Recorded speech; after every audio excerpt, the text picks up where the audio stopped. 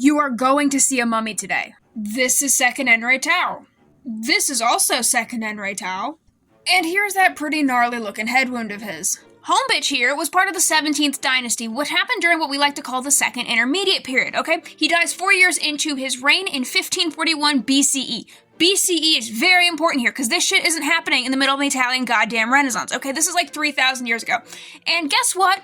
That wound was from battle. By 1541 BCE, there's a group called the Hyksos who were not from Egypt that were in control of northern Egypt. And they're like, you gonna come get us? Are we gonna fight? We gonna fight? You gonna come get us? Seqenenre is in Thebes, which is in southern Egypt, just completely unfazed by the Hyksos' fighting words. However, at the same time, he is preparing for fighting because this is during the Second Intermediate Period where there's a lot of fighting. And guess what happens? Homeboy takes to his chariot with his sense of destiny. He's like, I'm the king, I'm gonna win this. And he's also joined by his wife, who's also his sister, who's pretty feisty. And they're like, we're gonna deal with the Hyksos. We're gonna be in control. We're gonna deal with them. It's gonna be fine. It's gonna be great. However, during the fighting, he ends up not in his chariot anymore and ends up being attacked by daggers, spears, and axes, where he gets that pretty gnarly head wound where he doesn't survive. So now there's a dead king, and they can't properly embalm him because there's chaos going on, so they hastily embalm him. His limbs are not straightened out, his body is not well preserved to this day, and his head has the brain still in it, which is not really normal